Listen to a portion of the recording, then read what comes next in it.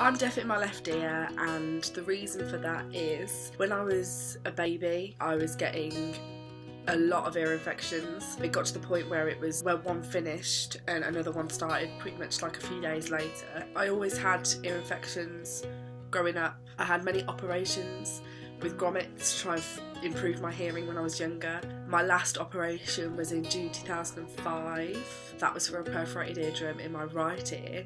They operated on both of my eardrums, but the left was unsuccessful. The perforation in my left ear is right near what's called a retraction pocket. Because of that, it's very difficult to repair. That's the reason why I'm deaf, basically, because I've got a massive hole in my eardrum. Around the beginning of my third year at university, I noticed that my hearing had deteriorated quite a lot. All of my university friends and all of my classmates were like, "You're really deaf. Your hearing is so bad, you're probably going to get it checked out." I did question myself. I haven't been to a doctor, I haven't had a hearing test since 2005. It's now was 2014, so I could probably do with going for a checkup.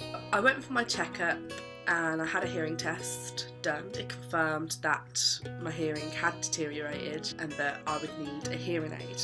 And it took me a while to get somebody to actually say, "You need a hearing aid, let's progress you forward to getting one." I want to show you my actual hearing test because I think it's quite interesting. The triangles mean where my hearing should be. If you look further down, there are crosses underneath what look like egg timers.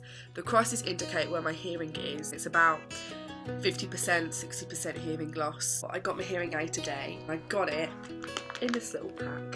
Here's the big moment. This is my hearing aid. As you can tell, it's really tiny, it's really discreet, and it's the one with the bobble end on, not the actual ear mould. When it's in my ear and I switch it on, it just makes like a little tune. It sounds like a doorbell. It's quite funny and I quite like listening to it. When the audiologist told me to put it on, she was like, "Imagine that this bit here is like putting glasses on. So you're going to hook it over." And right now it's whistling, which is normal. And then you put the bobble in. Feels like headphones. It's the only way I can explain it. Sorry. That's what it looks like. That's all it is. When I left the audiologist clinic, I noticed every little sound that you could ever think of, to the opening of the door, the squeaking of that, to it banging shut. I could hear my footsteps more. I stepped on a leaf and it was really loud. Airplanes in the sky, they're 10 times louder. I think the biggest thing actually was music. And when I put it on, volume 10 almost felt like that was my limit, when usually I have it on volume 25. Just to put that into a bit of perspective. I didn't actually think they were going to be this good. This is the part where it gets a bit cheesy. I just want to say thank you to all my university friends and classmates who never complained when they had to repeat themselves 3 or 4 times just so I could hear them. Thank you to my friends back home.